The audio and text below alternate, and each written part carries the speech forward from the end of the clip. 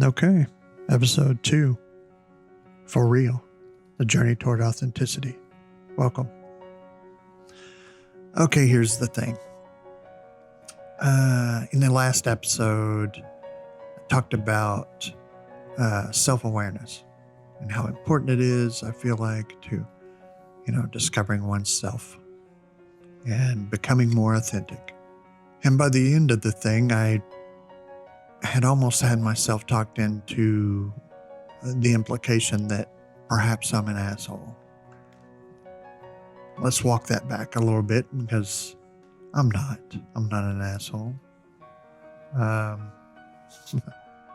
Just because I don't like what a lot of other people like doesn't make me an asshole. And just because I kind of smirk and maybe roll my eyes every once in a while at someone's, over enthusiasm about a particular thing, doesn't make me one either.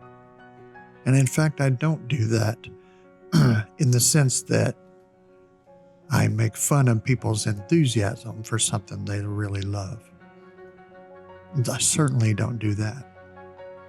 I do on occasion roll my eyes when I think that person's enthusiasm is faked, that they're kind of faking it to win social approval of those who really love whatever it is, and they do it to fit in, to gain social acceptance. That I do kind of make fun of. But not maliciously, and like I said, not to their face. It's not my desire to make anyone feel bad, but I do kind of smirk at their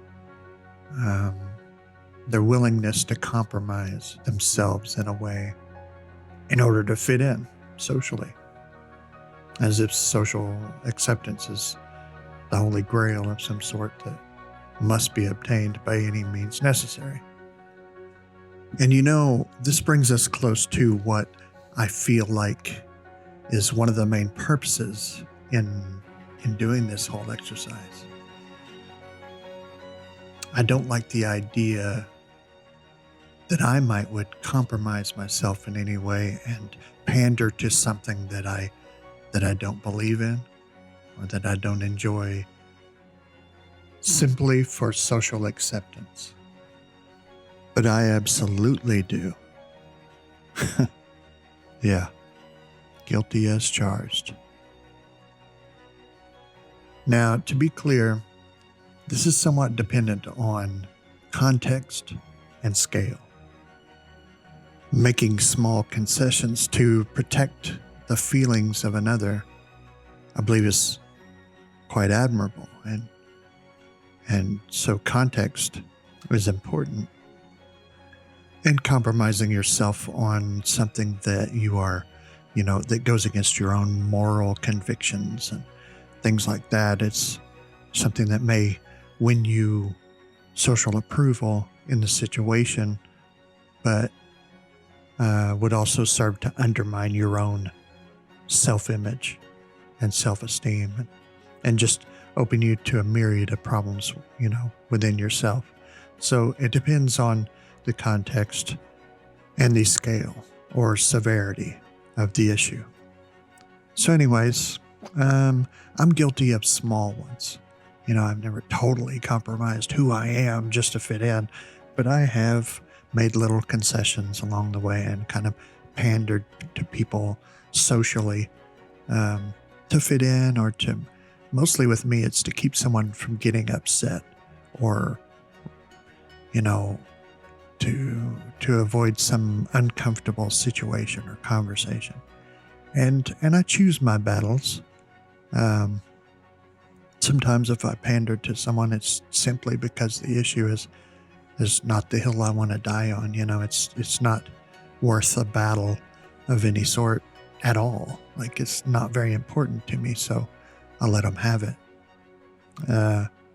But I also see the drawbacks to that. Certainly, there are clues along the way that maybe I need to make an adjustment in that regard. some of those clues have been that I when I see someone that just really lives out loud and is boldly themselves, I tend to admire that. That's a clue.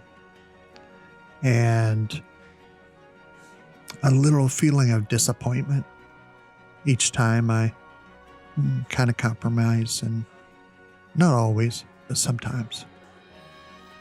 And the final clue would probably be that I'm kind of this growing overall sense that most people don't really know me.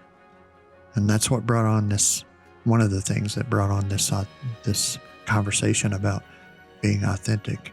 Those little compensations, those little panderings, those little times you give it away so as not to stir things up. You kind of lose a little piece of your identity when it comes to a sense that people really know the real you, you know? And you can't really blame them for it. And yeah, because you gave it away. So that's kind of where I'm at. That's one of the reasons for this journey, if you will, which is kind of corny. Call it a journey. I don't know. But it is a journey to the depths of my soul. Just kidding. So anyway, I will continue to explore this and kind of using this as a tool, like I said, you know, not to teach necessarily, although if you glean something from it, congratulations. But otherwise, this is just me, I guess, like an audio diary or journal so that I can look more objectively at my own thoughts and reflect on them and maybe grow from it. Who knows? I don't know. Just working this out as I go. So, yeah. Until next time, see ya.